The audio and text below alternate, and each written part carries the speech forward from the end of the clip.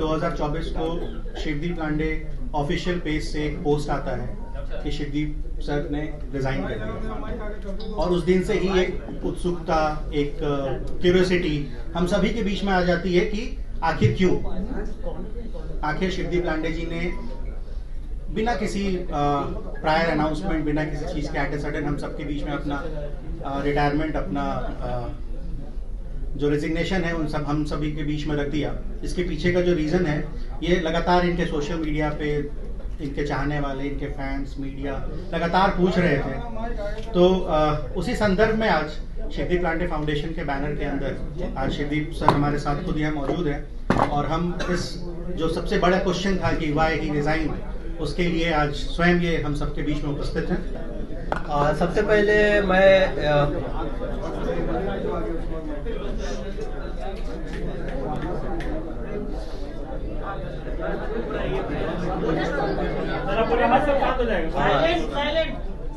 तो मैं इंट्रोड्यूस करना चाहता हूँ मेरी धर्मपत्नी डॉक्टर ममता को, जो मेरे बाएं साइड में है, तो और वो भी यहाँ पे आई है।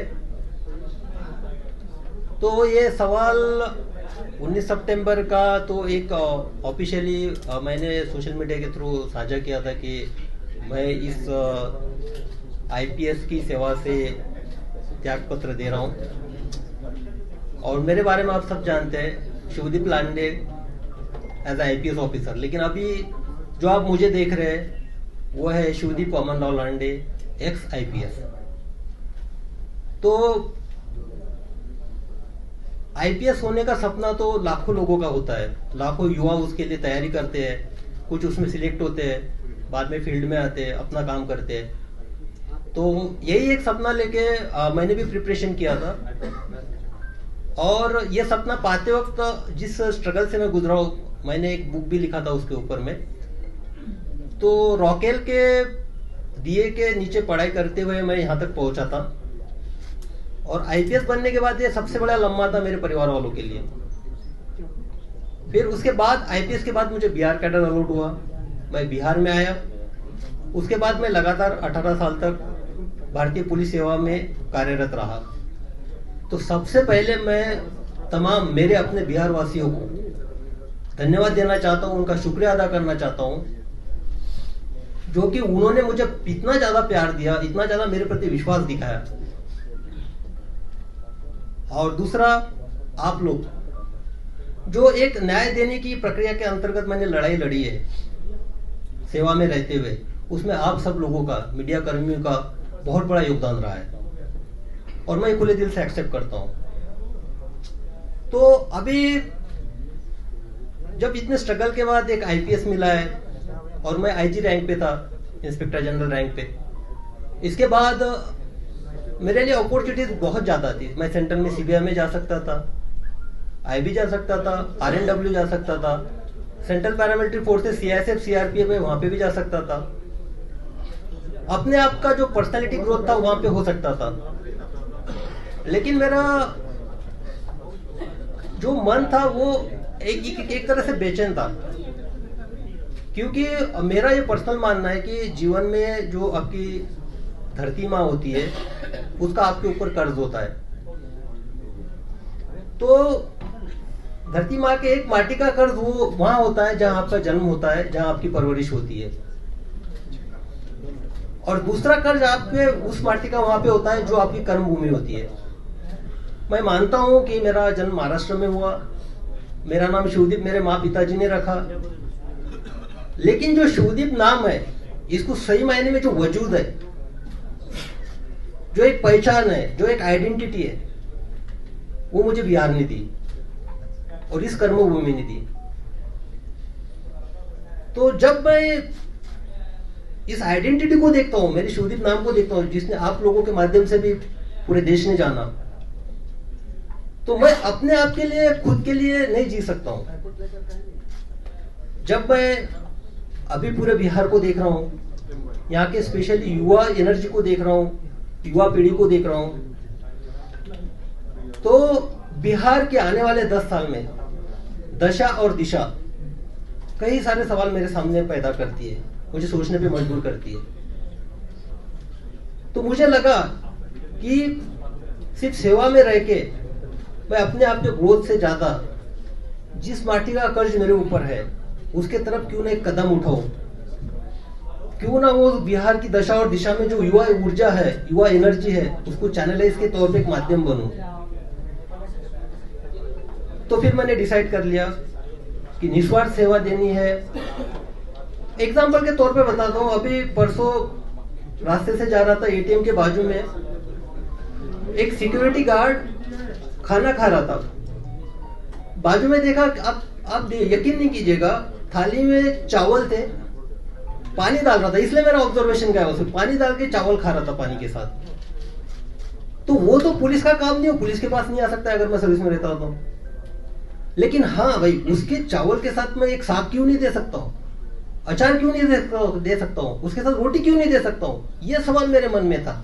तो मैंने सोचा कि त्याग करना चाहिए, इसलिए मैंने निर्णय लिया कि सर्विस से इस्तीफा देना चाहिए। तो अब इस्तीफा देने के बाद दो सबसे इम्पोर्टेंट ये थी कि जिनके वजह से मैं इस दुनिया में आया, मेरे माता पिता, उनको कॉन्फिडेंस जरूरी था लेना। मेरे पिताजी अभी इस दुनिया में नहीं है। जब मैंने माता से पूछा कि मेरी ऐसी ऐसी इच्छा है, मैं बिहार के युवाओं के लिए कुछ करना चाहता हूँ और मैं नौकरी से त्यागपत्र देना चाहता हूँ, जैसा यहाँ पे हर कोई सोचता है, माँ का पहला रिएक्शन ये था कि अरे तुझे पेंशन तो मिलेगी ना। तो मैंने बोला नहीं, पेंशन के लिए तो मुझे और 2 साल वेट करना पड़ेगा। तो बोले 2 साल, लेकिन तुम अभी क्यों करना चाहते हो? मैंने बोला कि नहीं, मेरी अंतरात्मा की आवाज है ये कि मुझे अभी करना चाहिए, ये सही समय है। और दूसरी जो जिम्मेदारी, उसने फिर बोला कि नहीं, आप किसी का दुख दर्द बांटने के लिए जा रहे हो, जिसने तुमको पहचान दी वहां आप कीजिए। दूसरा जो रिस्पॉन्सिबिलिटी था जो मेरे वजह से मेरे लाइफ में है, एक तो मेरी पत्नी डॉक्टर ममता और मेरी बेटी वहां पे आर्रा जो बैठी हुई, तो इनकी जिम्मेदारी भी एक होती है, तो इससे भी मैं भाग नहीं सकता था।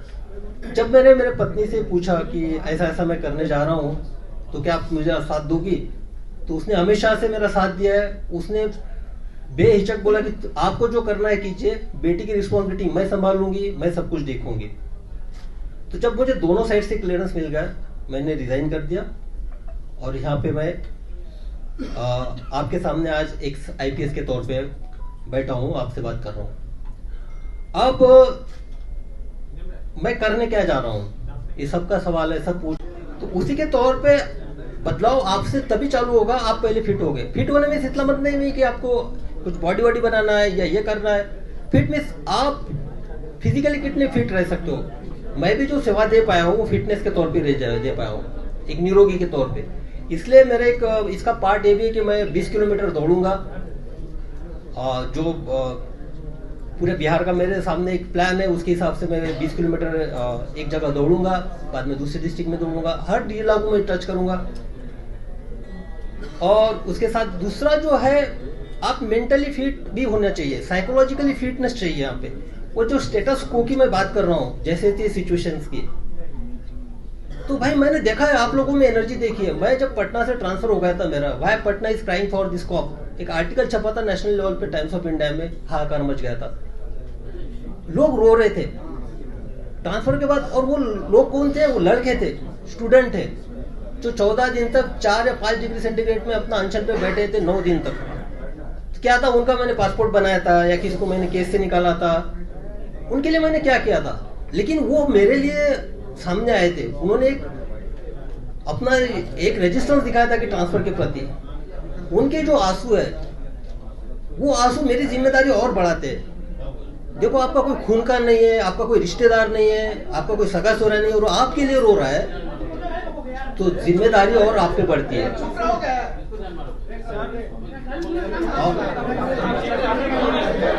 उसके बाद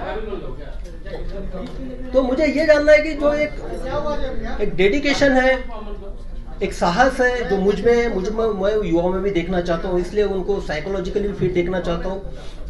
तीसरा सबसे इंपॉर्टेंट जो एस्पेक्ट है मेरा, वो है अवेयरनेस का।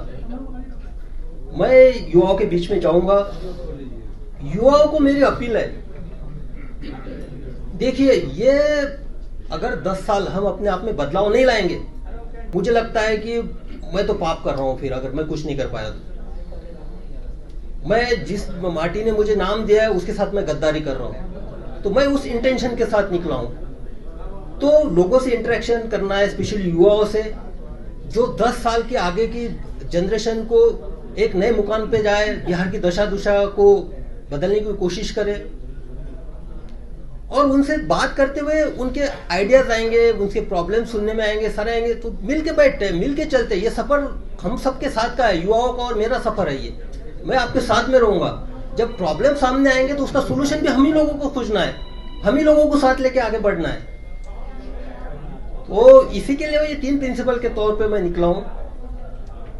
और मेरी कर्म भूमि की शुरुआत मुंगेर से हुई थी, प्रोबेशन पीरियड भी वहां पे था, और वहीं से मेरा जो बिहार की जनता ने प्यार और मोहब्बत देने की कोई शुरुआत वहीं से हुई थी। तो मेरा जो शुरुआत होगा 4 तारीख को मुंगेर से होगा। मैं कुछ नहीं करने वाला हूँ, मैं सिर्फ लोगों से मिलना हूँ, उन सुनने जा रहा हूँ, बस उनके पल्स देखना चाहता हूँ, क्या कहते हैं, क्या है उनकी एक्सपेक्टेशन है, क्या करना चाहिए, क्या होगा कि ये जो दशा और दिशा बदल जाए, क्या होगा कि जो हम भारत निर्माण में, बाहर के सब स्टेट के निर्माण में इतना आगे है लेकिन यहाँ पे क्यों नहीं है। तो ये एक है। उसके बाद देखिए, मेरे जब भी मैं एसपी था तो आप सबको पता है, सबने कवर भी कर लिया। एक तो क्या, मैं जिस चेयर पे बैठा था, सामने वाला जो कंप्लेनेंट जिस चेयर पे बैठेगा उसी चेयर पे मैं बैठा था। मैंने कभी भी टॉवेल वाली चेयर और ये चेयर पे एसपीशिप में मैं बैठा नहीं हूँ, क्योंकि वो समानता होती है। ये जो है सिर्फ एक एडमिनिस्ट्रेटिव, मैं वहाँ पे पोस्ट पे था, लेकिन मेरे लिए सबसे इंपॉर्टेंट था जिसकी मैं सेवा दे रहा हूँ, उसको भी फील होना चाहिए इक्वेलिटी का। तो मेरे यूनिफॉर्म का एक ही प्रिंसिपल था, यूनिफॉर्मिटी इन एक्शन। मेरे सामने मैं इंसानियत को देखता था सिर्फ। मेरे लिए धर्म, जात, रिलीजन, उसका क्षेत्र ये मैटर नहीं करता था, और सब लोग जानते ही। और दूसरा था यूनिफॉर्मिटी इन पर्सनैलिटी। मैं सबके लिए अवेलेबल था, जो अंदर था वो बाहर था, जो था मुंह पे था। तो वहां पे देखा, जब मैं मेरा दरवाजा ऑफिस का हमेशा खुला रहता था, कभी उसको डोर नहीं लगता था उसमें। जब ऑफिस से मैं निकलता था तभी डोर लगता था, तो मुझे सामने दिखाई देते थे। जब मैंने सब लोगों को इंटरेक्शन, यानी सीधा आप आइए, कंप्लेंट बताइए, किसी आपको मीडिएटर की लेने की जरूरत नहीं है, क्योंकि आपको आवाज आनी चाहिए, आपकी आवाज मुझे सुनना है, आपकी आवाज मुझे बनना है, फिर न्याय देने की कोशिश करनी है। तो इसी तरह मुझे लगा कि किसी के थ्रू नहीं बात करते, जो बात करनी है सीधा बात करते हैं। इसलिए एक ऐप डेवलप किया, और मैं बता देना चाहता हूँ कि ये जो ऐप डेवलप किया उसका नाम है कनेक्ट विद शिवदीप, और वो बिहार के लड़कों और लड़कियों ने किया है। उन्होंने क्या ना, बिहार के लड़के और लड़कियों को सामने आए, जब मैंने उनके सामने एक आइडिया रखा, बोले कि नहीं सर हम डेवलप करते, तो उन्होंने एक कनेक्ट विद शिवदीप नाम का ऐप नहीं किया। उसमें आप डायरेक्ट कनेक्ट मेरे साथ हो सकते हैं, आप आपकी समस्याएं रख सकते हैं, क्योंकि बाकी जो इतने सारे प्लेटफॉर्म हो गए उसमें मैं फोकस नहीं कर पाऊंगा, तो इसमें मुझे एक आइडिया आ जाएगी। तो कनेक्ट विथ शिवदीप का जो ऐप का जो है वो भी आज ही लॉन्च, उसका ऑलरेडी हो चुका है, गूगल प्ले स्टोर पे आ चुका है। उस पर भी एक है कि आप मुझसे उससे कनेक्ट हो सकते हैं। तो मैंने पहले बताया था कि बिहार की जो दशा और दिशा 10 साल के बाद मुझे दिखाई दे रही है, वो मुझे बेचैन करती है, डिस्टर्ब करती है।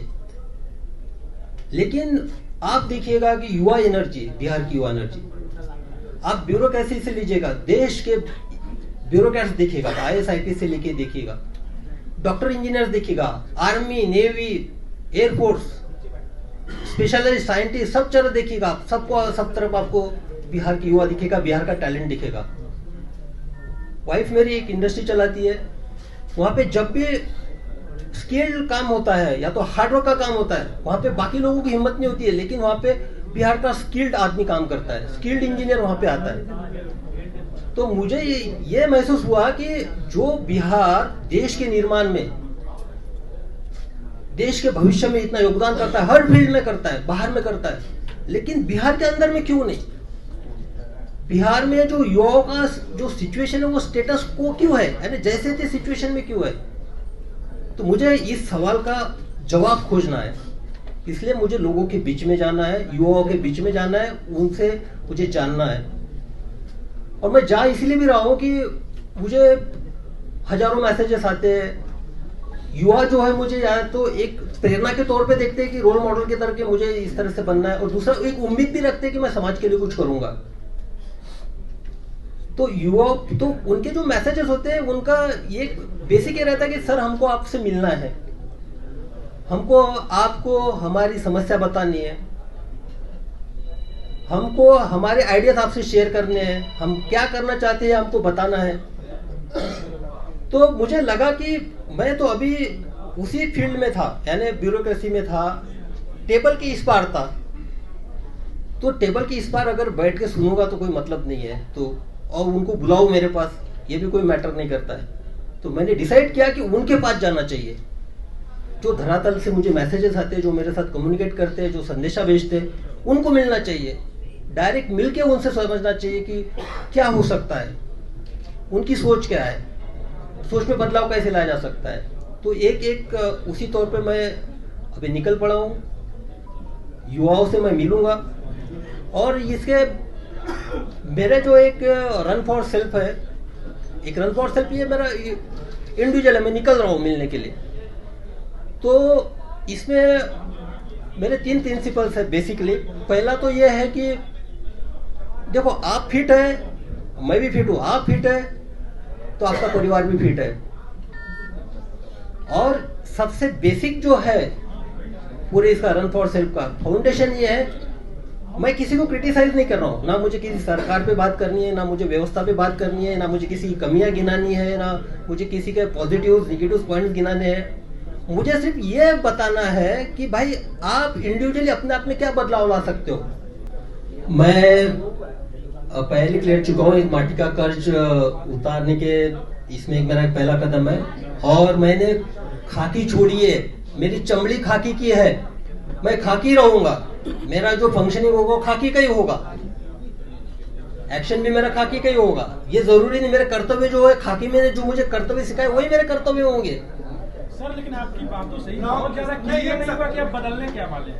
नौकरी क्यों छोड़नी पड़ी, ये सवाल तो भी है। क्या माहौल सही नहीं था आपके जैसे लोगों के लिए काम करने के लिए? नहीं, मैंने तो बताया ये मेरा सेल्फ डिसीजन था, व्यक्तिगत निर्णय था।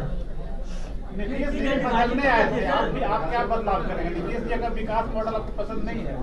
अरे भाई, पहले हमको लोगों में जाने तो दीजिए, यंगस्टर्स में मुझे जाने दीजिए। जल्दबाजी क्यों कर दिया? 2 साल रुके क्यों नहीं? 2 साल आपने रोके क्यों नहीं? आप 2 साल अपने आप को रोके क्यों नहीं? इतनी जल्दबाजी क्यों कर गए? जल्दबाजी ये आपको लगता है, आपकी अपनी सोच है, मुझे नहीं लगता कोई जल्दबाजी हुई है।